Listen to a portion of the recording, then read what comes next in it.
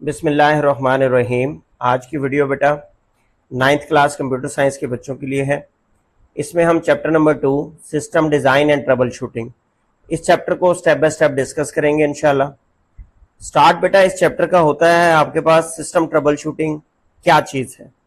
देखिए, system trouble shooting जो है एक मोस्ट इंपॉर्टेंट स्किल है। अगर आप कोई भी कंप्यूटर कीप अप रखते हैं, कोई मशीन रखते हैं, अपने पास कोई इक्विपमेंट रखते हैं, तो आपको सिस्टम की ट्रबल शूटिंग आना बहुत ज़रूरी है। जब भी उसमें कोई ख़राबी होगी, कोई पुर्जा ख़राब होगा, कोई चीज़ उसकी ख़राब होगी, वो फंक्शन ठीक नहीं कर रही होगी, आपको डाउन टाइम आएगा, आपकी प्रोडक्टिविटी रिड्यूस होगी, आपको नुकसान होगा, वक्त का भी पैसे का भी। अगर आपको सिस्टम ट्रबल शूटिंग आती होगी तो आप उसको ठीक कर पाएंगे। ट्रबल शूटिंग से क्या मुराद है कि आपको सिस्टम का मसला पता हो, मसला आइडेंटिफाई करना आता हो और उस मसले को फिर फिक्स करना आता हो। इस प्रोसेस को सिस्टम ट्रबल शूटिंग कहते हैं। तो इस चैप्टर में एक तो नेसेसरी स्किल आपको ये जो है कंप्यूटर के बारे में दी जाएगी। इसके अलावा कुछ बुनियादी कॉन्सेप्ट्स हैं डिजिटल और एनालॉग सिस्टम से रिलेटेड, इन कॉन्सेप्ट्स के बारे में आपको बताया जाएगा। तो स्टार्ट करते हैं बेटा कॉन्सेप्ट ऑफ डिजिटल सिस्टम से। आज की इलेक्ट्रॉनिक्स मार्केट, आज की कंप्यूटिंग मार्केट, इसमें डिजिटल सिस्टम्स जो है रीढ़ की हड्डी का किरदार अदा करते हैं। डिजिटल इंफॉर्मेशन आज प्रोसेस की जा रही है हर आपके कंप्यूटिंग सिस्टम में, कंप्यूटिंग सर्किट में, चाहे वो इलेक्ट्रॉनिक डिवाइस है, चाहे वो कंप्यूटिंग डिवाइस है। आपके कैलकुलेटर से लेकर आपके टैबलेट, आपका स्मार्टफोन, आपका कंप्यूटर, ये तमाम के तमाम डिवाइसेस जो है डिजिटल डाटा पे, बाइनरी डाटा पे काम कर रही हैं। और बाइनरी डाटा जो है 0-1 की लैंग्वेज समझता है। इन सिस्टम्स को जो कि बाइनरी डिजिट्स पे काम करती हैं, इनको डिजिटल सिस्टम्स का नाम दिया जाता है। नेक्स्ट कॉन्सेप्ट है बेटा difference between analogue signal and digital signal. Analogue signal जो है वो कॉन्टिन्यूसली ओवर द टाइम के साथ कॉन्टिन्यूसली स्मूथली चेंज होते हैं और इसकी जो वैल्यूज होती हैं वो रेंज ऑफ वैल्यूज होती हैं। मीन्स के फिक्स वैल्यूज नहीं होती, बल्कि दो वैल्यूज के दरमियान की वैल्यूज भी एनालॉग सिग्नल में आ सकती हैं। फॉर एग्जांपल वॉइस सिग्नल, जब आप बोलते हैं तो आपकी जो आवाज का फ्रीक्वेंसी और पिच है, देखिए कॉन्टिन्यूसली चेंज होती है, अप डाउन होती है, that is called analogue signal. आपकी बॉडी का टेम्परेचर है, over the range of temperature change हो रहा होता है विद टाइम, तो ये भी एनालॉग सिग्नल है। इसी तरह रेडियो वेव के सिग्नल्स, जिनकी मदद से आप अपने मोबाइल फोन पर कॉल सुनते हैं, ये भी एनालॉग सिग्नल्स हैं। इसके बरक्स जो बेटा डिजिटल सिग्नल्स हैं, उनमें डिस्क्रीट वैल्यूज होती हैं, फिक्स दो वैल्यूज के ऊपर काम करता है, वोल्टेज की वैल्यूज पे काम करता है। एक वैल्यू को हम 0 से रिप्रेजेंट कर देते हैं और सेकंड वैल्यू को हम 1 से रिप्रेजेंट कर देते हैं। आज के तमाम डिजिटल इलेक्ट्रॉनिक्स और कंप्यूटिंग सिस्टम जो है वो डिजिटल सिग्नल को प्रोसेस करते हैं। अब ये जो डिजिटल लॉजिक सर्किट्स हैं, ये बाइनरी वैल्यूज को परफॉर्म करते हैं। ये तमाम के तमाम ऑपरेशन बाइनरी वैल्यूज पे करते हैं और ये जरूरी है ऑपरेशन ऑफ कंप्यूटर सिस्टम्स और इलेक्ट्रॉनिक डिवाइसेस के लिए कि आप उसे डिजिटल सिग्नल प्रोवाइड करें।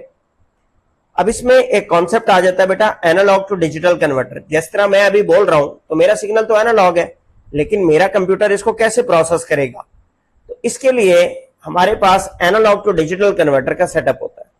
एक कार्ड है जो कि हमारे मशीन में लगा हुआ, जो क्या करता है एनालॉग सिग्नल को डिजिटल कन्वर्टर में, डिजिटल सिग्नल में कन्वर्ट करता है।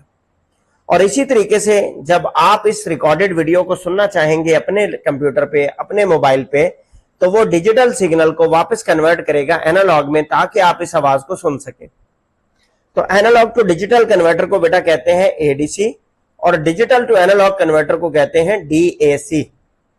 एनालॉग सिग्नल कॉन्टिन्यूअस होता है, इनफाइनाइट पॉसिबल वैल्यूज उसमें आ सकती हैं, फॉर एग्जांपल साउंड वेव्स का सिग्नल। इसी तरह डिजिटल सिग्नल जो है वो डिस्क्रीट होता है और इसकी वैल्यूज फाइनाइट होती हैं और एग्जांपल इसकी बाइनरी डाटा है। तो एडीसी की वो तारीफ लिखता है कि ADC is the conversion of analogue signal into digital signal which are discrete. Digital signal discrete होते हैं, फिक्स वैल्यूज पे काम करते हैं and they can be easily processed by computerized devices। और डिजिटल सिग्नल को फिर हमारी जो कंप्यूटिंग डिवाइसेस हैं, जिनमें कंप्यूटर हैं, स्मार्टफोन्स हैं, माइक्रोफोन्स हैं, ठीक है, इसके अलावा जितने भी इलेक्ट्रॉनिक सर्किट हैं, वो बड़ी आसानी से प्रोसेस कर लेते हैं। डिजिटल टू एनालॉग कन्वर्टर जो है ये कन्वर्जन प्रोसेस है जहां डिजिटल सिग्नल को कन्वर्ट किया जाता है एनालॉग सिग्नल में, making it possible for human to perceive this information, ताकि इंसान वापस उसको सुन सके, उसको समझ सके, उसको अंडरस्टैंड कर सके। इसकी मिसाल ऐसे है जैसे स्पीकर से आपको आवाज सुनवाई जाती है, जब स्पीकर से आवाज बाहर आती है तो वो डिजिटल डाटा को वापस कन्वर्ट करता है बेटा एनालॉग डाटा में। अब आपके सामने यहां पर स्क्रीन पर फिगर दिखाई गई है, देखें यहां से बंदा बोल रहा था माइक्रोफोन में, आवाज इलेक्ट्रिकल वोल्टेज की फॉर्म में एडीसी के पास गई, एडीसी कार्ड ने, इस कन्वर्टर कार्ड ने एनालॉग टू डिजिटल कन्वर्ट किया, कंप्यूटर ने उसको प्रोसेस किया, रिसीविंग एंड पे इसी कार्ड ने डिजिटल से वापस किस में कन्वर्ट किया, इसे एनालॉग में, और स्पीकर से आवाज आई और आपके कान तक पहुंची जो कि रिसीविंग एंड पे था। अब इसकी जरूरत क्यों पेश आती है एनालॉग और डिजिटल टू एनालॉग कन्वर्टर की? बिकॉज हमारे पास बहुत सी क्वांटिटीज, बहुत से सिग्नल जो है एनालॉग है, जबकि हमारी डिवाइसेस डिजिटल पे काम कर रही हैं। डिजिटल सिग्नल्स में नॉइज भी कम है, नॉइज से मुराद कि वो कम इफेक्ट होते हैं, उनके अंदर जो के लेवल है सिग्नल के खराब होने का वो कम है, सिग्नल की डिग्रेडेशन कम है, सिग्नल की ट्रांसमिशन ओवर लॉन्ग डिस्टेंस बड़ी आसानी से हो जाती है डिजिटल सिग्नल की, जबकि एनालॉग सिग्नल में नॉइज ज्यादा है, सिग्नल ज्यादा डिग्रेड होता है, लंबे फासले पर आप उसको आसानी से नहीं भेज सकते। इसलिए हम एनालॉग सिग्नल को कन्वर्ट करते हैं डिजिटल सिग्नल में, ताकि उसकी प्रोसेसिंग में आसानी हो, उसकी स्टोरेज में आसानी हो और उसके transmission over the long distance में आसानी हो। नेक्स्ट हमारा टॉपिक है बेटा Boolean algebra and logic gates. Boolean algebra बेटा ब्रांच ऑफ मैथमेटिक्स है, बूलियन वैल्यूज पे काम करते हैं हम इसमें। बूलियन वैल्यूज ऐसी वैल्यूज को कहते हैं जिन वेरिएबल्स या सिंबल्स की वैल्यूज सिर्फ दो हो सकती हैं, या ट्रू या फॉल्स, या 1 या 0। ट्रू को हम 1 से रिप्रेजेंट करते हैं बेटा, और फॉल्स को हम नॉर्मली 0 से रिप्रेजेंट करते हैं।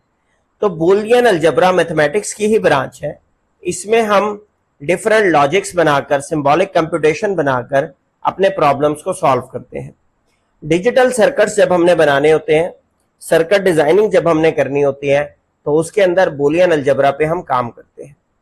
अब बूलियन अलजेब्रा में बूलियन फंक्शंस और एक्सप्रेशंस के जो रिजल्ट आते हैं वो ट्रुथ टेबल की फॉर्म में रिप्रेजेंट किए जाते हैं। तो नेक्स्ट टॉपिक्स में हम ट्रुथ टेबल को भी डिस्कस करेंगे, लॉजिक डायग्राम को भी डिस्कस करेंगे और लॉजिक गेट्स को भी डिस्कस करेंगे, जो कि बूलियन अलजेब्रा के बेसिक टॉपिक्स हैं। बूलियन फंक्शंस और एक्सप्रेशन, पहली डेफिनेशन वो देता है आपको कि बूलियन फंक्शंस क्या हैं। Binary values are used to describe the relationship between variables in the Boolean function and expression, कि कोई भी ऐसी एक्सप्रेशन जिसकी जो इनपुट वैल्यूज है वो बाइनरी में हो और उसकी आउटपुट वैल्यूज भी किस में आए, बाइनरी में, मतलब 0 या 1 में, तो ऐसी एक्सप्रेशन या ऐसे फंक्शन को हम बूलियन फंक्शन, बूलियन एक्सप्रेशन कह सकते हैं। एक्सप्रेशन जो है वो लॉजिक ऑपरेशंस या लॉजिक गेट्स की मदद से बनाए जाते हैं, जिसमें लॉजिकल एंड ऑपरेशन है, लॉजिकल और ऑपरेशन है और लॉजिकल नॉट ऑपरेशन है। अब बाइनरी वेरिएबल या लॉजिक ऑपरेशंस क्या है? तो बाइनरी वेरिएबल्स का मतलब ही ये है कि उसकी पॉसिबल 2 वैल्यूज हो सकती हैं, they can only take 2 values, 0 and 1। इसके बरक्स जो लॉजिक ऑपरेशंस हैं, they are basic operation implemented in Boolean algebra, कि वो तमाम बुनियादी ऑपरेशन जो बूलियन अलजेब्रा में हम इंप्लीमेंट करते हैं उन्हें लॉजिक ऑपरेशंस कहते हैं। इनमें लॉजिकल एंड है, लॉजिकल और है और लॉजिकल नॉट है। अब 1 बाय 1 इसको डिस्कस करते हैं बेटा, ये आपने फिजिक्स की बुक में भी यही सेम टॉपिक्स पढ़े हैं।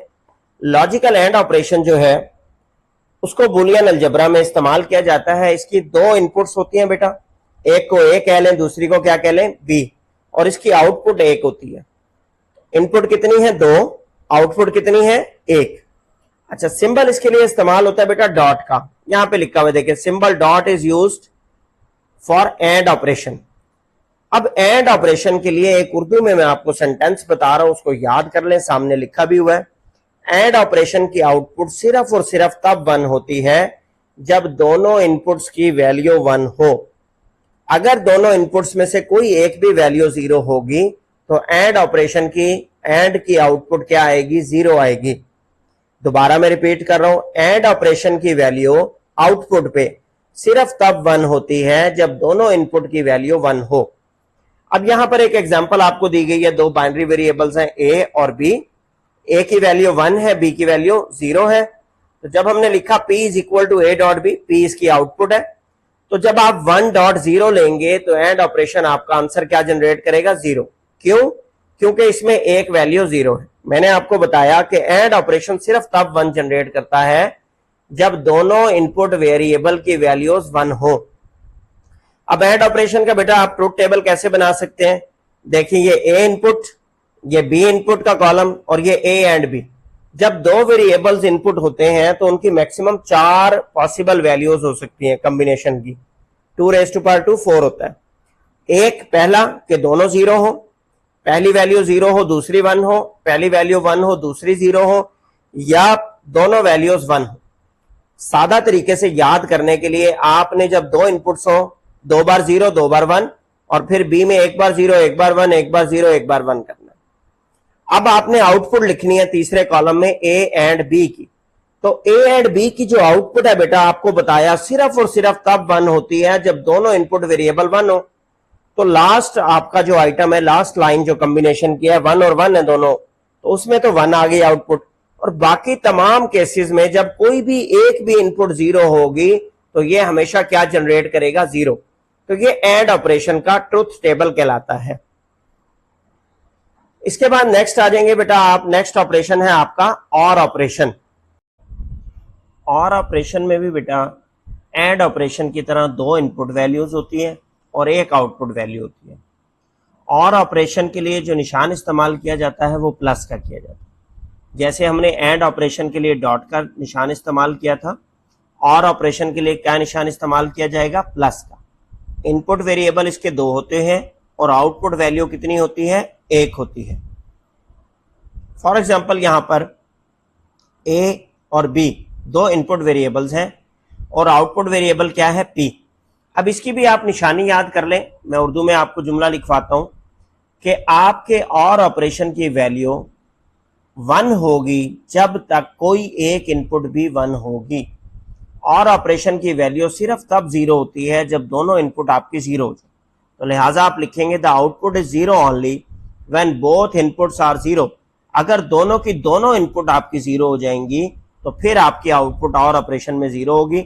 अदरवाइज हर सूरत में और ऑपरेशन क्या आउटपुट देगा? 1। और operation yield true 1 output when at least one of the input is true. अगर कोई एक भी इनपुट आपकी ट्रू होगी, 1 होगी, तो आउटपुट और ऑपरेशन में 1 आएगी। अगर दोनों इनपुट 0 होंगी तब आउटपुट इसमें 0 आएगी। ठीक है, अब इसके ट्रुथ टेबल को बेटा डिस्कस करते हैं। देखें, दो इनपुट्स हैं ए और बी।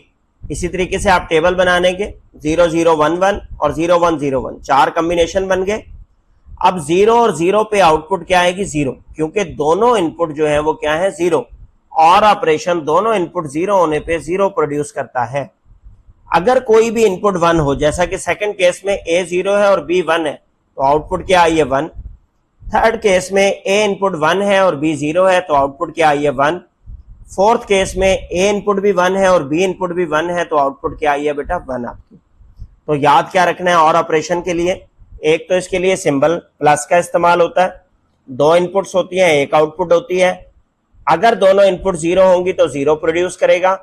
अगर कोई एक भी इनपुट 1 होगी तो हमेशा 1 प्रोड्यूस करेगा। इसको आप याद कर लें। तीसरा लॉजिकल ऑपरेशन है बेटा आपका नॉट ऑपरेशन। नॉट ऑपरेशन भी बेसिक बूलियन अलजेब्रा ऑपरेशंस में आता है। इसकी इनपुट सिंगल होती है, एक इनपुट होती है और एक ही आउटपुट होती है। इसको इन्वर्टर भी कहते हैं बेटा। ये नेगेट करता है आपके बाइनरी इनपुट वेरिएबल की वैल्यू को। अगर आपके इनपुट की वैल्यू 1 है तो आउटपुट 0 जनरेट होगी। अगर आपकी इनपुट की वैल्यू 0 है तो आउटपुट इसमें 1 जनरेट होगी। अब जैसे यहां पर इसके लिए बार का सिंबल इस्तेमाल होता है। ए 1 है, P इज इक्वल टू ए बार। ए बार का आंसर क्या आया? 0। चूंकि ए की वैल्यू 1 थी तो ए बार का आंसर क्या आया? 0। ट्रुथ टेबल को अगर आप गौर से देखें तो ए की इनपुट है ए, और नॉट ऑफ ए जो आप जनरेट कर रहे हैं आउटपुट, इसमें 0 का आउटपुट क्या है? 1, और 1 की आउटपुट क्या है? 0। अगर आपके वेरिएबल की इनपुट वैल्यू 0 होगी तो आंसर क्या आएगा? 1, और अगर वैल्यू 1 होगी तो आंसर क्या आएगा? 0। तो सिंपल नॉट जो ऑपरेशन है वो इन्वर्टर होता है। क्या होता है? इन्वर्टर जो भी आप उसे इनपुट वेरिएबल की वैल्यू देंगे उसको इन्वर्ट कर देगा, उलट कर देगा। अब नेक्स्ट आपके पास टॉपिक है बेटा कंस्ट्रक्शन ऑफ बूलियन फंक्शन, कि बूलियन फंक्शन किसे कहते हैं और कैसे बनाया जाता है। तो Boolean functions are basically algebraic statement that describe the relation between binary variables and logical operation, कि कुछ बाइनरी वेरिएबल्स को अगर लॉजिकल ऑपरेशंस के साथ जोड़कर एक्सप्रेशन बनाई गई है तो इसको हम बूलियन फंक्शन कहते हैं। और यकीनी बात है कि बूलियन फंक्शन का एक सिंगल रिजल्ट हमेशा जनरेट होता है। These functions are particularly important for digital logic design. जितने भी आपके डिजिटल सर्किट डिजाइन किए जाते हैं, चाहे वो कंप्यूटर्स के हों, चाहे कैलकुलेटर्स के हों, चाहे मोबाइल फोन्स एंड टैबलेट्स के हों, उनके अंदर बेटा बूलियन फंक्शंस का इस्तेमाल किया जाता है।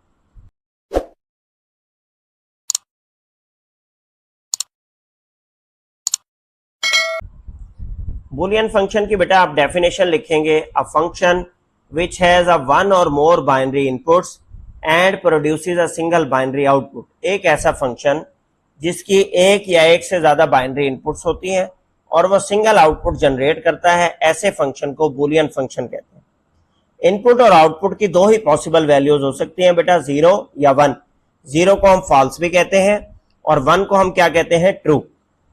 बूलियन फंक्शन का जो कंस्ट्रक्शन है वो लॉजिकल ऑपरेशंस की मदद से किया जाएगा, जिनमें लॉजिकल एंड का इस्तेमाल भी हो सकता है, लॉजिकल और का इस्तेमाल भी किया जा सकता है और लॉजिकल नॉट का भी इस्तेमाल किया जा सकता है। अब एक एग्जांपल आपको दे रहा है सिंपल बूलियन फंक्शन की। अगर मैं फंक्शन की आपको डेफिनेशन दिखाऊं तो देखें यहां पर function of A comma B, इसका मतलब दो इनपुट वेरिएबल्स की जो वैल्यूज हैं वो क्या है, ए और B, is equal to function की डेफिनेशन क्या है, ए डॉट बी, के फंक्शन ए और बी इनपुट वेरिएबल्स का क्या लेता है, एंड ऑपरेशन परफॉर्म करवाता है। अब बॉक्स डायग्राम से इसको शो करवाया गया। पहले एक इनपुट ए है, दूसरी इनपुट क्या है, B. Function of A comma B is equal to A dot B. A input और बी इनपुट पे जो भी पॉसिबल वैल्यूज बनती हैं ये आउटपुट में क्या जनरेट करेगा, ए डॉट बी का आंसर जनरेट करेगा। सेम आपने डॉट का, जिसे एंड ऑपरेशन का ट्रुथ टेबल कहते हैं, देखें ट्रुथ टेबल बनाया, पॉसिबल वैल्यूज दोनों 0 थी तो ए डॉट बी क्या आएगा, 0। 0.1 लेंगे तो 0 आएगा, 1.0 लेंगे तो 0 आएगा और 1 क्रॉस 1 लेंगे, 1.1 लेंगे तो क्या आएगा, 1। तो एंड ऑपरेशन सिर्फ और सिर्फ तब 1 जनरेट करता है जब दोनों इनपुट वैल्यूज आपकी 1 हो, अदरवाइज हर केस में क्या प्रोड्यूस करता है, 0।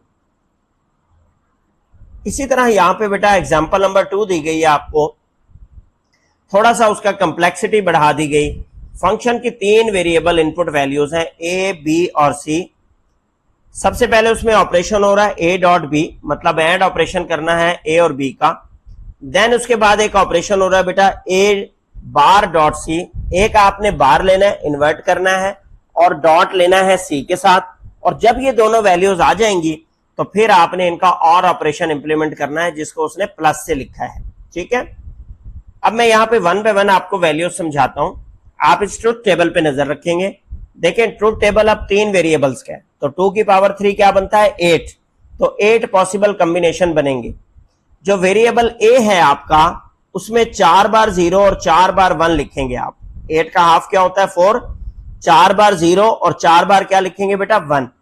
उसके बाद बी कॉलम में आप 2 बार 0, 2 बार 1, फिर 2 बार 0 और 2 बार 1।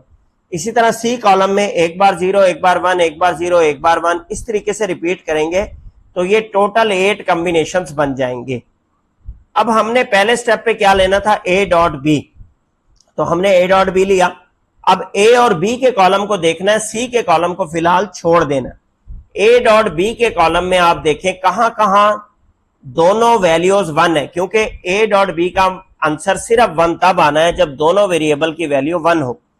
अब मैं अगर हाईलाइट करके दिखाऊं आपको सेकंड लास्ट रो, तो 1.1 ए डॉट बी की वैल्यू क्या आ जाएगी, 1। यहां पर आप देखें 1 है। इसी तरह जो लास्ट रो है आपकी, उसमें भी 1.1 है, तो 1.1 ए डॉट बी की वैल्यू पे क्या जनरेट करेगा, 1। इसके अलावा इस तमाम पूरे कॉलम में क्या आ जाएगा, 0, क्योंकि इन दो के अलावा कहीं पर भी ए और बी की वैल्यू 1 इकट्ठी नहीं आ रही थी। उसके बाद अगला ऑपरेशन था आपका ए बार डॉट सी। अब ए बार का डॉट लेने के लिए सी के साथ पहले आपको ए बार का कॉलम चाहिए। ए बार का कॉलम का मतलब है इन्वर्टर, नॉट ऑपरेशन। तो तो 0 को 1 में बदला आपने, फिर 0 को 1 में कन्वर्ट किया, 0 को 1 में, 0 को 1 में, 5वीं रो में 1 को 0, 1 को 0 किया, 1 को 0 और 1 को 0, तो ये ए बार का कॉलम बन गया। अब आपने इस कॉलम का ऐड लेना है सी कॉलम के साथ, ठीक है। तो इन दोनों कॉलम के अंदर, ए बार और सी कॉलम के अंदर, जहां जहां दोनों वैल्यूज 1 है तो वहां पर आप जनरेट कर देंगे 1, जैसे मैंने ये हाईलाइट किया सेकंड रो में। इसी तरह यहां पर आपके पास 4th रो में दोनों 1 है, ए बार और सी की वैल्यू। इसके अलावा बाकी किसी रो में आपके पास ए बार और सी की साइमल्टेनियस, मतलब एट अ टाइम वैल्यू 1 नहीं है, तो बाकी आप सारे जो बॉक्सेस हैं उनमें क्या फिल कर देंगे, 0। अब लास्ट ऑप्शन आपके पास था बेटा एक ए डॉट बी का कॉलम और ए बार डॉट सी का कॉलम, इनमें आपने प्लस ऑपरेशन अप्लाई करना है। प्लस ऑपरेशन से मतलब है और ऑपरेशन अप्लाई करना है। जब आप इन दोनों कॉलम्स का और ऑपरेशन अप्लाई करेंगे, ए डॉट बी और ए बार डॉट सी का, तो सिर्फ और सिर्फ उस जगह पर 0 प्लेस करते जाएं जहां दोनों 0। जैसे फर्स्ट रो में बेटा दोनों की वैल्यू क्या आ रही है, 0। इसी तरह थर्ड रो में आपके पास दोनों की वैल्यू क्या आ रही है, 0, तो आपने 0 कर दिया। आपके पास यहां पर 5th और 6th रो में भी दोनों की वैल्यू क्या आ रही है, 0, वहां 0 कर दिया। इसके अलावा तमाम बॉक्सेस में क्या फिल कर दें, 1। तो और ऑपरेशन सिर्फ और सिर्फ तब 0 होता है जब दोनों इनपुट वैल्यू 0 हो, अदरवाइज क्या होता है, 1 होता है। तो इस तरीके से इस बूलियन फंक्शन का हमने ट्रुथ टेबल बनाया। समझने की कोशिश करें। अगर कोई क्वेश्चन फिर भी दिमाग में रह जाए तो वीडियो के कमेंट सेक्शन में आप पूछ सकते हैं। नेक्स्ट बेटा है कि यूजेज इन कंप्यूटर्स। अब इन बूलियन फंक्शंस की कंप्यूटर में क्या इस्तेमाल है। सबसे पहला अरिथमेटिक ऑपरेशंस में बूलियन फंक्शंस इस्तेमाल होते हैं बेटा आपके सीपीयू का जो पार्ट है अरिथमेटिक एंड लॉजिकल यूनिट, जब उसने एडिशन करवानी होती है, सब्ट्रैक्शन करवानी होती है, मल्टीप्लिकेशन डिवीजन करवानी होती है, लॉजिकल ऑपरेशन करवाने होते हैं, उनमें इस्तेमाल किए जाते हैं बूलियन फंक्शंस। इसी तरह जब डाटा प्रोसेसिंग करवानी होती है बूलियन फंक्शंस की मदद से, तो बाइनरी डाटा को प्रोसेस किया जाता है ताकि मेमोरी और स्टोरेज में स्टोर किया जा सके। एफिशिएंट डाटा मैनिपुलेशन के लिए, डाटा रिट्रीवल के लिए, डाटा प्रोसेसिंग में बूलियन फंक्शंस का इस्तेमाल किया जाता है। इसके अलावा जब कंट्रोल लॉजिक बनाई जाती है तो उसके अंदर भी बूलियन फंक्शंस का इस्तेमाल किया जाता है। Boolean functions are applied in computer to control various parts of the system operation to function in a coordinated manner, कि मुख्तलिफ किस्म के आपके सिस्टम के जो कंपोनेंट्स हैं वो मिलजुल कर एक दूसरे के साथ काम कर सकें, इसको कंट्रोल लॉजिक कहते हैं। अब यहां पर एक छोटी सी इंफॉर्मेशन आपको दी गई है। जॉर्ज बूल नामी बंदा था मैथमेटिशियन, जिसने बूलियन अलजेब्रा इन्वेंट किया सॉरी। इस वजह से उसका नाम क्या पड़ गया, बूलियन अलजेब्रा। इसके अलावा आप ईयर याद कर लें उसका 1815, कि उसने 1815 में ये बूलियन अलजेब्रा इजाद किया था। अगर एमसीक्यूज में आ जाए तो ये आपके काम आ सकती है इंफॉर्मेशन। अब बूलियन ऑपरेशंस की मदद से, लॉजिकल ऑपरेशंस की मदद से बेटा लॉजिकल गेट्स बनाए जाते हैं। लॉजिकल गेट्स बेसिकली इन्हीं की इंप्लीमेंटेशन है इलेक्ट्रॉनिक सर्किट्स में। जब आप फिजिकल डिवाइसेस का इस्तेमाल करके इलेक्ट्रॉनिक सर्किट्स बनाते हैं इन ऑपरेशंस की मदद से, तो उनको हम लॉजिकल गेट्स कहते हैं। लॉजिकल एंड ऑपरेशन के लिए बेटा जो फिजिकल डिवाइस इलेक्ट्रॉनिक सर्किट्स में बनाई जाती है उसे एंड गेट कहते हैं। लॉजिकल और ऑपरेशन को इंप्लीमेंट करने के लिए जो फिजिकल डिवाइस बनाई जाएगी उसे और गेट कहेंगे, और इसी तरह नॉट ऑपरेशन के लिए नॉट गेट बनाया जाएगा। अब एंड गेट का जो तस्वीर है बेटा, फिगर जो आपने बनानी है वो इस तरह का डी बनाना है, और डी के लेफ्ट साइड पे ए और बी दो इनपुट शो कर देनी है, और राइट साइड पे आउटपुट में ए डॉट बी शो कर देना। It implements the end function, और फिर आपने वही चीजें बतानी है जो लॉजिकल ऑपरेशन एंड में बताई हैं कि it outputs true only when both inputs are true. इसकी आउटपुट सिर्फ और सिर्फ तब 1 होती है, तब ट्रू होती है जब दोनों इनपुट वैल्यूज ट्रू हो। अब आपको एक सर्किट डायग्राम से समझाने की कोशिश करता है। फॉर एग्जाम्पल एक सिंपल इलेक्ट्रॉनिक सर्किट है with and gate. If you press 2 switches both must be on, a light bulb will turn on. क्या आपके इलेक्ट्रॉनिक सर्किट में 2 स्विचेस हैं, जब आप दोनों स्विच ऑन करेंगे तो आपका बल्ब ऑन होगा। अगर आप एक भी स्विच ऑफ रखेंगे तो आपका सर्किट ब्रेक हो जाएगा और आपका बल्ब क्या हो जाएगा, ऑफ हो जाएगा। ठीक है, if either switch is of the light bulb will be of. इसी तरह सेकंड गेट है और गेट। और गेट जो है वो और फंक्शन को, और ऑपरेशन को इंप्लीमेंट करता है।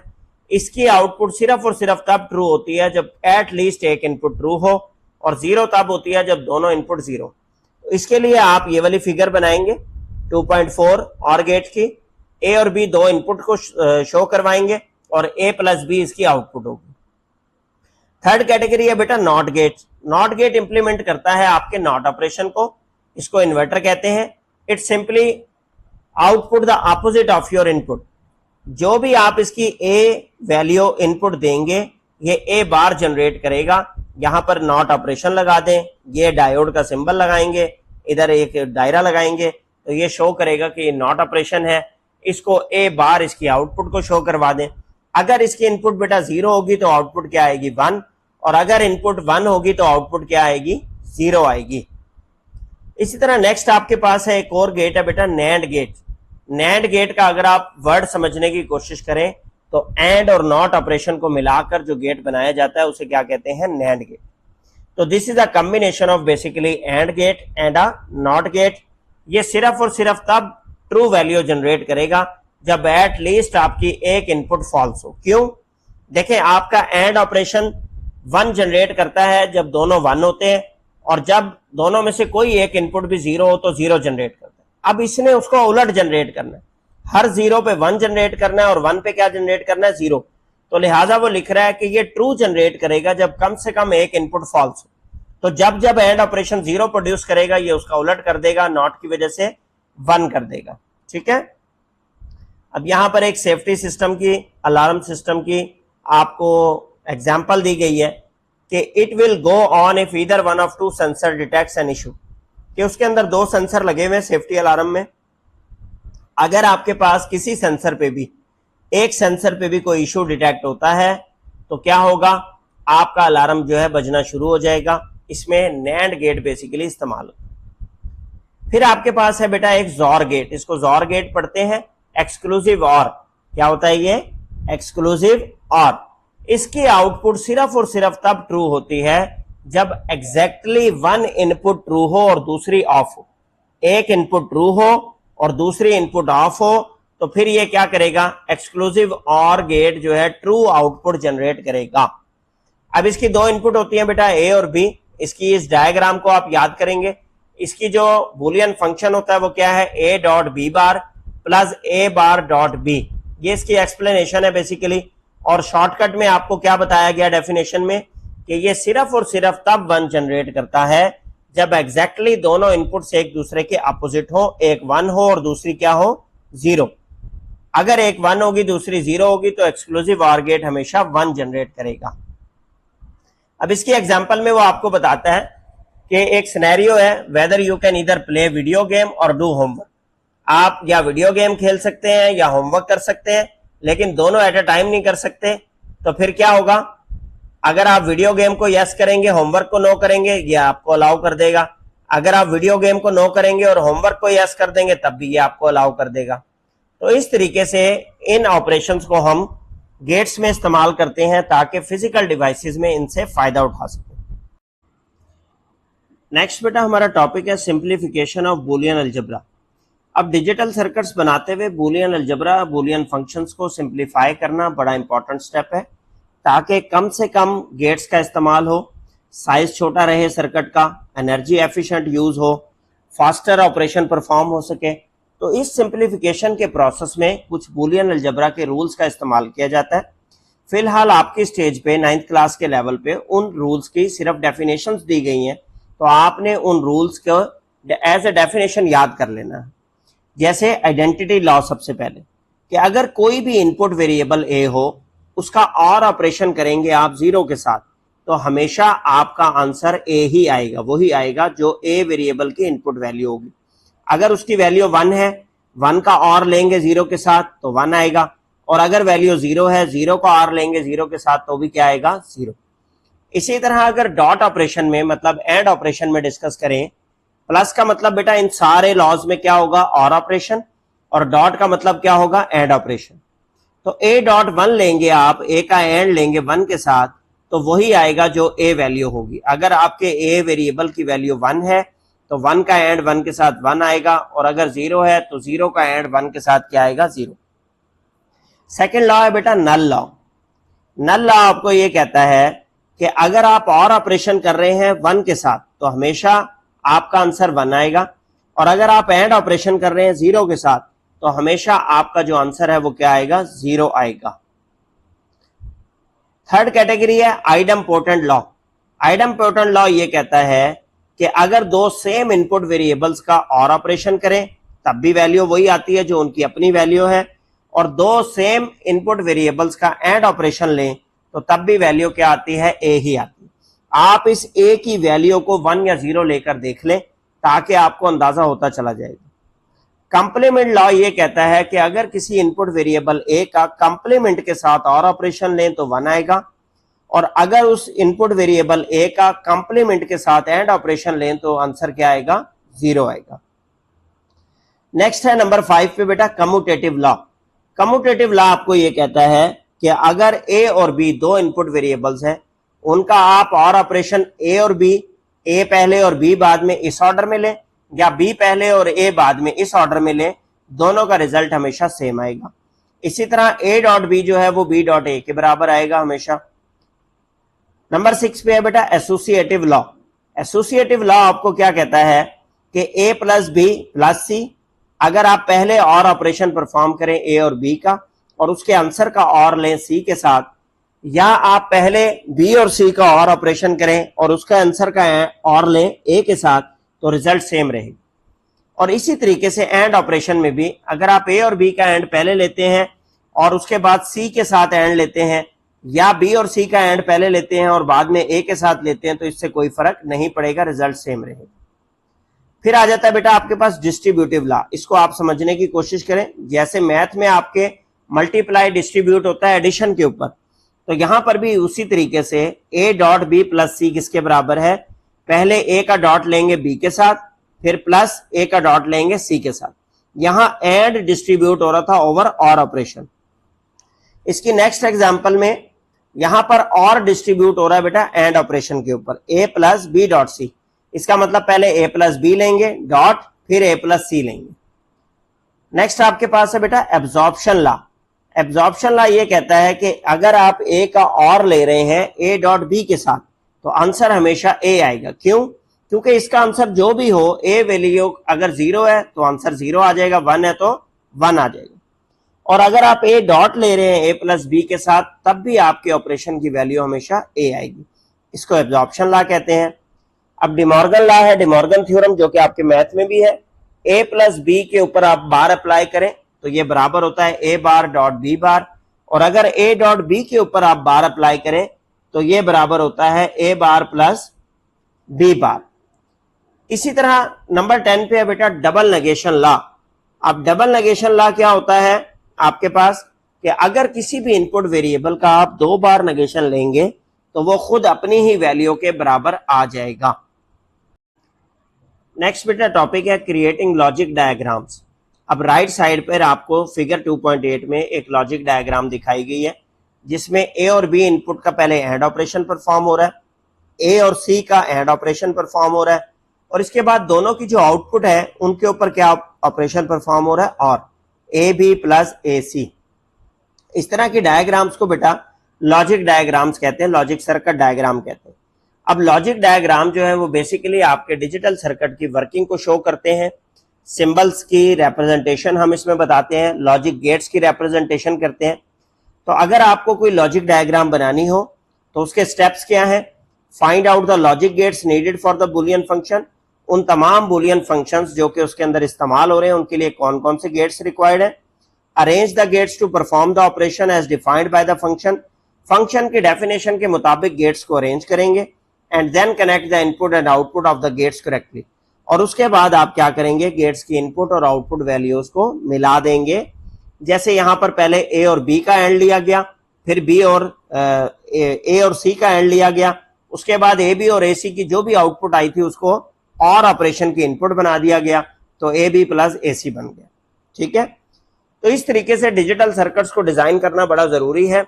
कॉन्सेप्ट आपको इस लेवल पे समझा दिया गया है। जैसे आप नेक्स्ट लेवल पे आएंगे तो इंशाल्लाह वहां पे आपका प्रैक्टिकल भी होगा लॉजिक डायग्राम्स और लॉजिक सर्किट्स बनाने का, यकीनी तौर पर। जहां जहां आपके स्कूल में लैब्स मौजूद होंगी, इसको जरूर ट्राई करें। डीएलडी की, डिजिटल लॉजिक डिजाइन की जो लैब्स होती हैं, इलेक्ट्रॉनिक्स की जो लैब्स होती हैं, उनके अंदर ये गेट्स मौजूद होते हैं। आप जरूर बनाएं अपने टीचर की मदद से। नेक्स्ट चलते हैं बेटा अपने टॉपिक पे, वो है सिस्टम ट्रबल शूटिंग। अब सबसे पहले ट्रबल शूटिंग है क्या बेटा? ट्रबल शूटिंग मैंने आपको बताया कि अगर आप कोई कंप्यूटर इस्तेमाल कर रहे हैं, कोई मशीन इस्तेमाल कर रहे हैं, कोई भी इक्विपमेंट इस्तेमाल कर रहे हैं और उसमें कोई इश्यू आ जाता है, तो उस इश्यू को आइडेंटिफाई करना और उस इश्यू को फिक्स करना, उस प्रॉब्लम को सॉल्व करना, that is called trouble shooting. अब ट्रबल शूटिंग जो है वो एक सिस्टमैटिक प्रोसेस है, तुक्के की बुनियाद पर नहीं चलता, बल्कि इसके प्रॉपर स्टेप्स हैं, जिन स्टेप्स को फॉलो करके आप ट्रबल शूटिंग के सिस्टमैटिक प्रोसेस को फॉलो करते हैं। The trouble shooting process involve several steps that help you systematically identify the problem and fix the problem. तो ट्रबल शूटिंग जो है उसमें बहुत सारे स्टेप्स हैं बेटा, जिनकी मदद से आप पहले अपने मसले को आइडेंटिफाई करते हैं, फिर उसे फिक्स करते हैं, और these steps ensure that you don't overlook any potential issue. अगर आप इन स्टेप्स को फॉलो करेंगे तो आपको ये गारंटी होगी कि इंशाल्लाह आपका जो इशू है उसका कोई पहलू रह नहीं जाएगा, बल्कि आप एफिशिएंटली प्रॉब्लम को सॉल्व कर लेंगे। अब सिस्टमैटिक अप्रोच जो है ट्रबल शूटिंग की, उसके स्टेप्स क्या हैं? नंबर 1, आइडेंटिफाई अ प्रॉब्लम, कि पहले अपने सिस्टम का जो प्रॉब्लम है, जो मसला आया है, उसकी शनाख्त करें। Second, establish a theory of probable cause, hypothesis बनाएं, कॉज ढूंढने की कोशिश करें कि वजह क्या बनी। Then test the theory to determine the cause, जो वजह आपके जहन में आई है और जो आपने लिस्ट डाउन की है, आप उसको पहचानने की कोशिश करें, उसको एक्सपेरिमेंट करने की कोशिश करें कि क्या वाकई यही वजह है। नंबर 4 पे, establish a plan of action to resolve the problem, list down करें, सॉल्यूशंस की लिस्ट बनाएं कि कौन कौन सा स्टेप करके आप इसका सोल्यूशन बना सकते हैं, उनमें से बेस्ट सोल्यूशन इंप्लीमेंट करें फिर नंबर 5 पे, और उसके बाद वेरीफाई करें अपने फुल सिस्टम की फंक्शनैलिटी को कि क्या आपने इस सोल्यूशन को इंप्लीमेंट करने से पहले जो आपने सोचा था कि मेरा सिस्टम जो है ठीक हो जाएगा, वो ठीक हो गया है या नहीं। और अगर ठीक हो गया है तो अपनी फाइंडिंग्स को डॉक्यूमेंट करें, रिटन फॉर्म में लिखें, अपने एक्शंस को लिखें जो आपने परफॉर्म किए, सोल्यूशन के स्टेप्स जो आपने परफॉर्म किए, और अपनी पॉसिबल आउटकम्स को लिखें कि क्या क्या आपकी आउटपुट आई। अब इनकी थोड़ी थोड़ी डिटेल जो है हर टॉपिक की हम पढ़ते हैं। सबसे पहला, identify the problem. The first step in troubleshooting is to identify the problem. पहला स्टेप क्या है बेटा? मसले की शनाख्त करना। It means recognizing that something is not working as it should, कि आपको ये सेंस हो जाए, ये पता चल जाए कि कोई ना कोई गड़बड़ है, जैसे पहले मेरा सिस्टम काम करता था अब वैसे मेरा सिस्टम काम नहीं कर रहा। अब एक एग्जांपल को हम साथ के साथ लेके चलेंगे। एग्जांपल है बेटा, if you press power button and your laptop does not turn on. आपने अपने लैपटॉप का पावर बटन ऑन किया है लेकिन आपका लैपटॉप ऑन नहीं हुआ है, तो आपको क्लियर कट प्रॉब्लम की आइडेंटिफिकेशन हो गई कि आपका लैपटॉप चालू नहीं हो रहा, चल नहीं रहा। नंबर 2 बेटा, नंबर 2 है बेटा, establish a theory of probable cause, कि वजह ढूंढने की कोशिश करें। Once you have identified the problem, the next step is to come up with a theory about what might be causing it, कि वजह तलाश करने की थ्योरी बनाएं। This involves thinking about what could have gone wrong।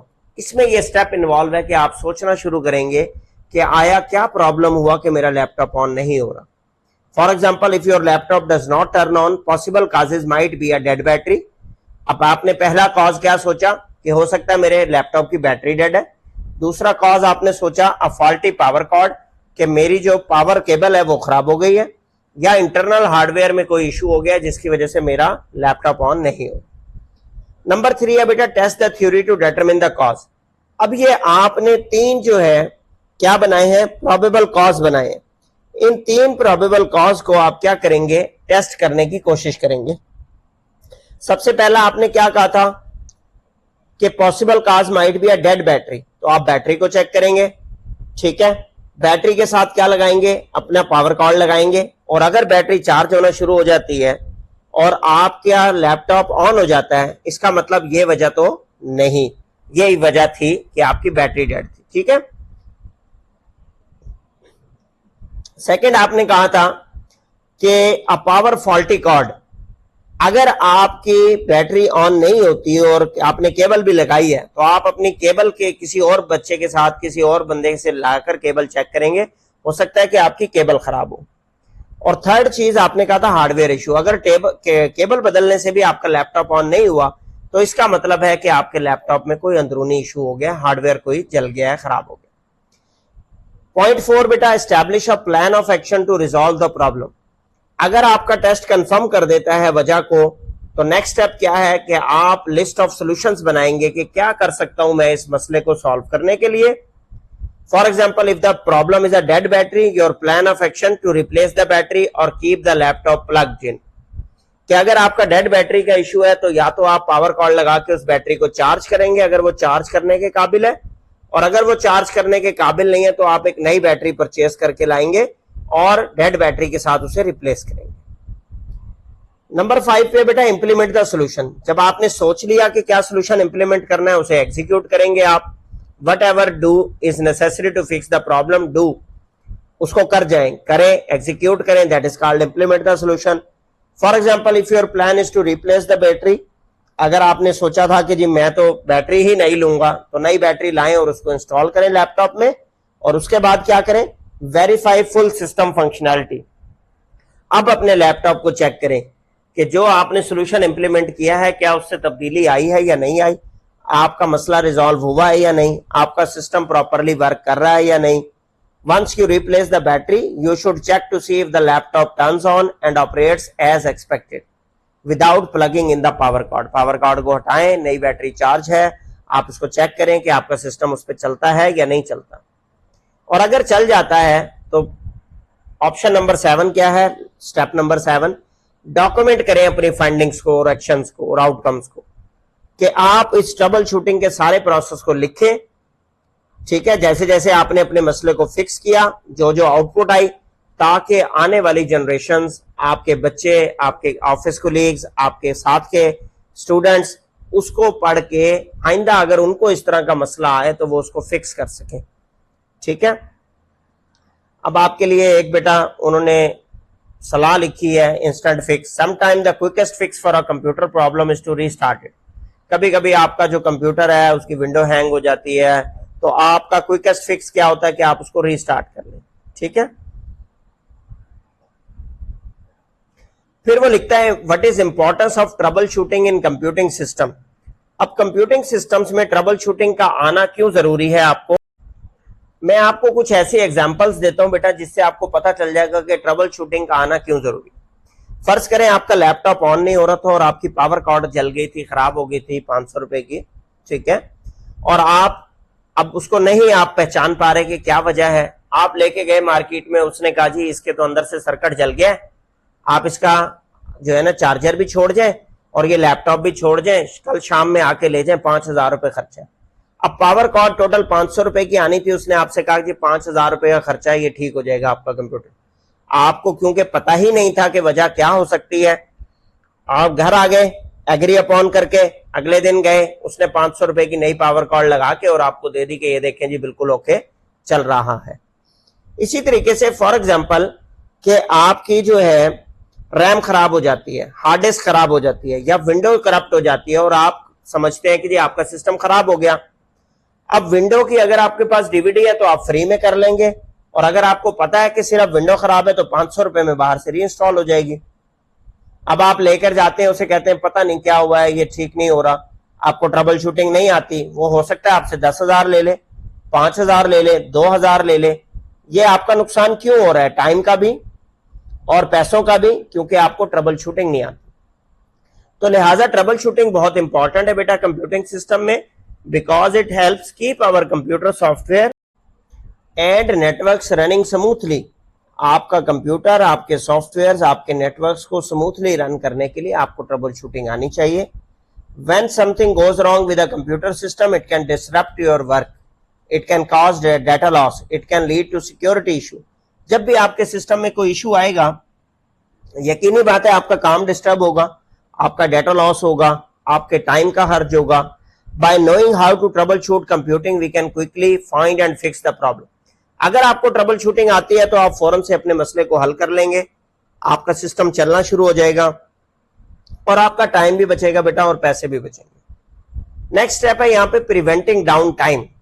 पहले तो आप ये समझें कि डाउन टाइम होता क्या है। जब भी आपका कंप्यूटर सिस्टम, आपका मोबाइल नॉन ऑपरेशन हो जाए, किसी भी वजह से बंद हो जाए, किसी भी वजह से काम ना कर पा रहा हो, तो इसको आप डाउन टाइम गिनेंगे, क्योंकि आपका सिस्टम उस वक्त पे वर्किंग नहीं था, डाउन था। अब ये बड़ा कॉस्टली हो सकता है, स्पेशली बिजनेस के मामलात में। फॉर एग्जांपल, एक शख्स है जो कि ऑनलाइन बुकिंग्स करता है, ठीक है, और हर बुकिंग पे उसको 100 रुपीज प्रॉफिट होता है। वो सुबह अपनी दुकान पे जाता है और अपने सिस्टम को ऑन करता है जिससे वो ऑनलाइन बुकिंग करता है। अब उसका सिस्टम काम नहीं कर रहा, तो वो पूरा दिन कोई बुकिंग नहीं कर पाएगा और उसका बिजनेस लॉस होगा।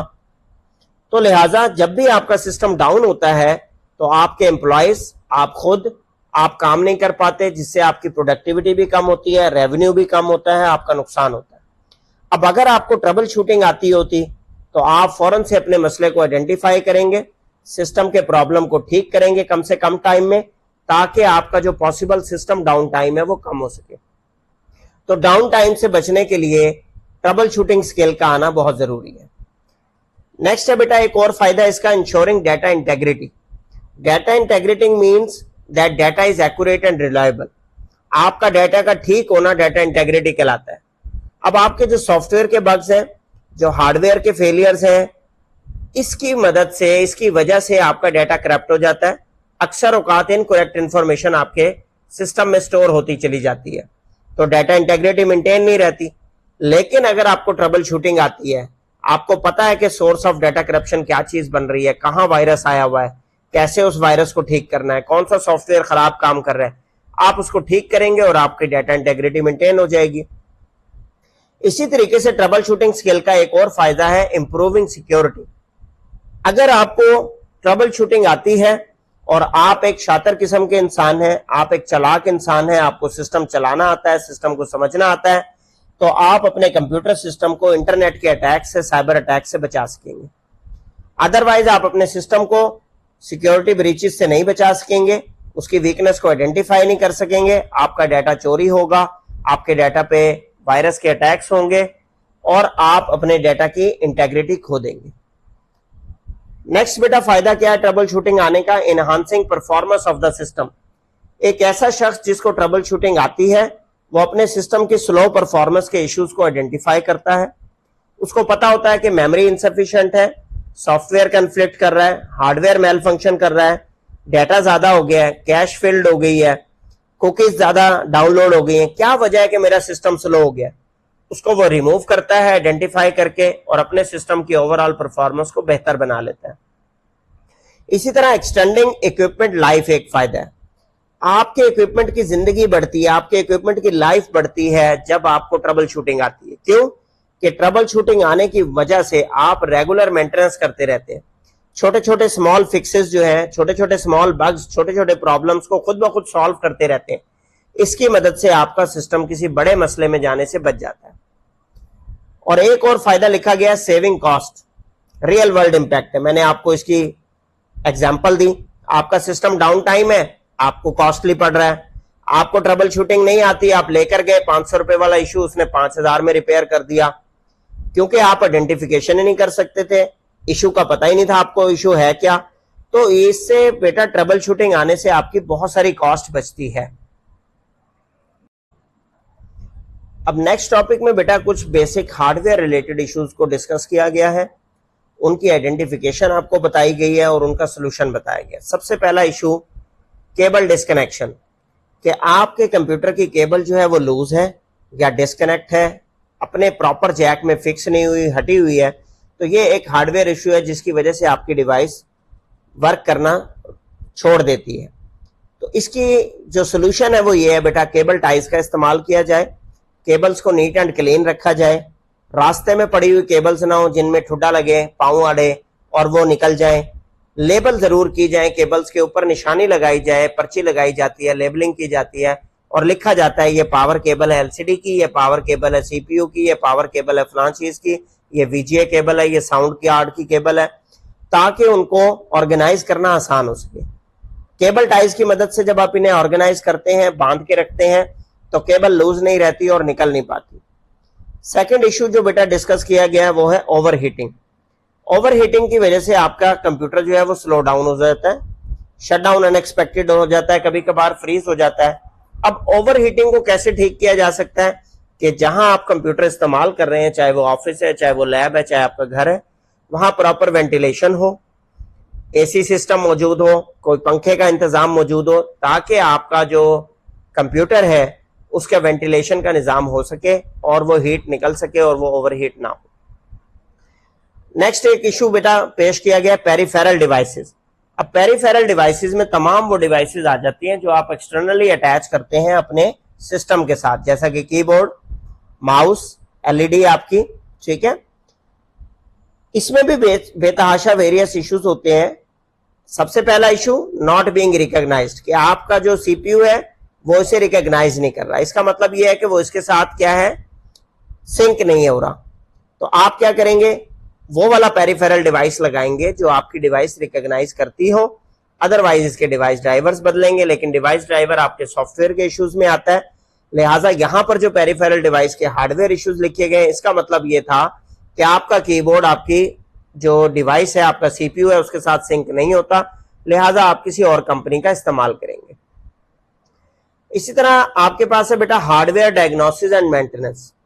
डायग्नोसिस कहते हैं बीमारी की तशखीस को, और मेंटेनेंस कहते हैं पीरियोडिकली अपने सिस्टम को चेक करना और उसको ठीक रखने के लिए स्टेप्स परफॉर्म करना।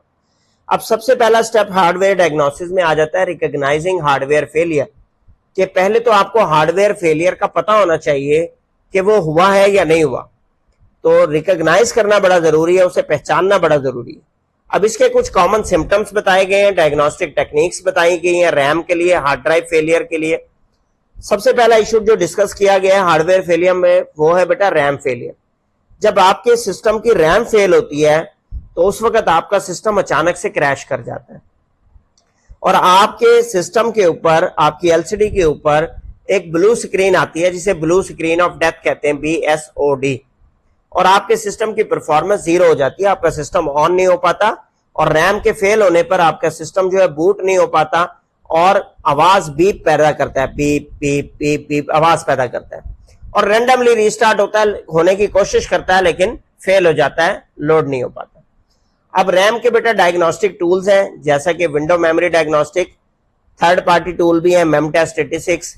इसकी मदद से आप रैम के इश्यूज को चेक कर सकते हैं कि आया वाकई मेरी रैम फेल हो गई है या नहीं।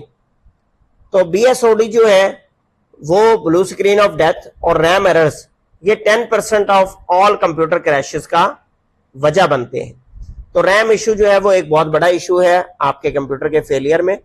सेकेंड है बेटा हार्ड ड्राइव फेलियर, कि अगर आपकी हार्ड ड्राइव खराब हो गई है, आपके हार्ड ड्राइव से नॉइज आ रहा है, क्लिकिंग की आवाज आ रही है, टिक टिक टिक टिक टिक, परफॉर्मेंस स्लो है, फ्रीक्वेंटली क्रैश हो जाता है, इसका मतलब बैड सेक्टर्स आ गए, आपकी फाइल्स करप्ट हो गई हैं, जिसकी वजह से आपका कंप्यूटर जो है वो अक्सर औकात बूट नहीं हो पाएगा, एरर मैसेज शो करेगा अबाउट द डिस्क। अब इसको डायग्नोस्टिक टूल्स के जरिए आप कैसे चेक कर सकते हैं? आपके पास एक टूल है बेटा smart self monitoring analysis and reporting technology. इसको आप ऑन करेंगे, अपनी हार्ड डिस्क को इसमें स्कैन करेंगे, वो आपके हार्ड ड्राइव की हेल्थ के बारे में आपको सिग्नल्स बताएगा, रिपोर्ट जनरेट करके देगा कि आया क्या वजह है कि आपके हार्ड ड्राइव की हेल्थ जो है वो ठीक नहीं है।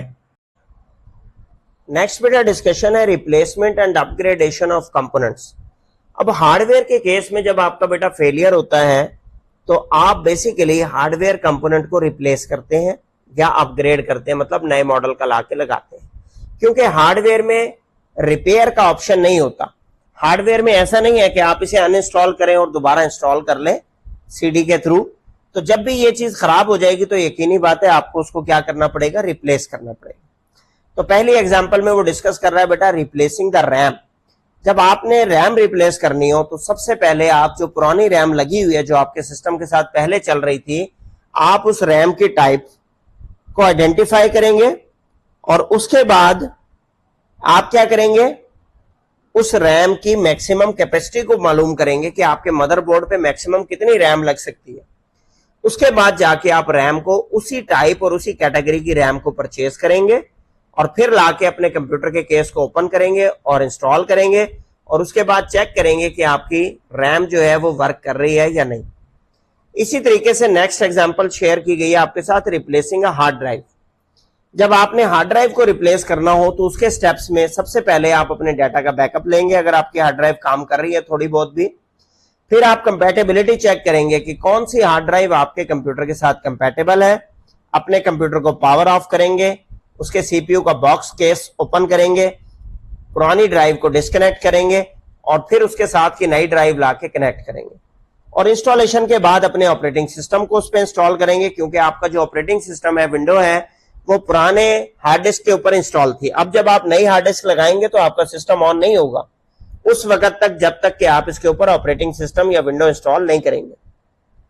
फिर अपने डाटा को बैकअप करेंगे, रिस्टोर करेंगे, पुरानी जहां भी आपने बैकअप लिया था वहां से रिस्टोर करेंगे हार्ड डिस्क पे और उसके बाद अपने कंप्यूटर को चला के देखेंगे कि आपका कंप्यूटर ठीक से काम कर रहा है या नहीं। नेक्स्ट टॉपिक है बेटा सिक्योरिटी एंड मेंटेनेंस। जब आप ये अंडरस्टैंड करते हैं कि रेगुलर मेंटेनेंस बहुत जरूरी है, सिक्योरिटी मेजर्स लेना अपने सिस्टम के लिए बहुत जरूरी है, तो आप क्या करते हैं, प्रॉपरली अपने फायरवॉल को, अपने एंटीवायरस सॉफ्टवेयर को रेगुलरली चेक करते हैं। Using the following security maintenance and trouble shooting techniques you can effectively maintain and enhance the performance and security of the computing system. अब वो क्या टेक्निक्स हैं बेटा, अगर उन टेक्निक्स को डिस्कस करें, सबसे पहला है मेंटेनिंग सॉफ्टवेयर, कि आपने अपने तमाम सॉफ्टवेयर्स को अप टू डेट रखना है ताकि आपके सॉफ्टवेयर के जो कॉन्फ्लिक्ट्स हैं वो रिजॉल्व हो सकें। कॉन्फ्लिक्ट का क्या मतलब है बेटा, कि एक सॉफ्टवेयर दूसरे सॉफ्टवेयर की वजह से नहीं चल पा रहा या रुक रहा है, खराब चल रहा है, काम ठीक नहीं कर रहा, दैट इज कॉल्ड कॉन्फ्लिक्ट। तो जब आप अपने सॉफ्टवेयर को अपडेट करते हैं और नए पैचेस को इंस्टॉल करते हैं रेगुलरली, तो लिहाजा आपका सॉफ्टवेयर जो है अपडेटेड फॉर्म में रहता है और इसकी वजह से आपके जो सॉफ्टवेयर के कॉन्फ्लिक्ट आ रहे होते हैं वो रिजॉल्व हो जाते हैं। जैसे माइक्रोसॉफ्ट विंडोज है, अगर आपके पास 10 है तो 11 की अपडेट आई है, 11 पे अपडेट कर लें, 11 के बाद 12 की अपडेट आएगी, 12 पे अपडेट कर लें। अगर आपने कोई एंटीवायरस इंस्टॉल किया, एंटीवायरस की अपडेट आई है, उसको आप इंस्टॉल करें, ठीक है। इसी तरीके से आपके पास माइक्रोसॉफ्ट ऑफिस है, आप उसकी अपडेट को इंस्टॉल करें ताकि उन अपडेट से फायदा लिया जा सके। इस तरीके से आप अपने सिस्टम को बेटा क्या रख सकते हैं, अपडेट कर सकते हैं। तो ये बेटा आपका चैप्टर नंबर 2 था, जिसमें हमने ट्रबल शूटिंग को भी डिस्कस किया और इसके अलावा डिजिटल इलेक्ट्रॉनिक्स को डिस्कस किया। अगर आपको कोई टॉपिक समझ ना आए, कोई कॉन्सेप्ट समझ ना आए, क्लियर ना हो सके, तो आप वीडियो के कमेंट सेक्शन में पूछ सकते हैं। इसके अलावा चैप्टर नंबर 2 के important short questions, exercise short question और एमसीक्यूज की वीडियो पहले ही चैनल पे अपलोड कर दी गई है, वहां से आप शॉर्ट क्वेश्चंस को तैयार करें। इसीलिए मैंने इस वीडियो में निशान नहीं लगवाए, सिर्फ कॉन्सेप्ट को एक्सप्लेन किया गया।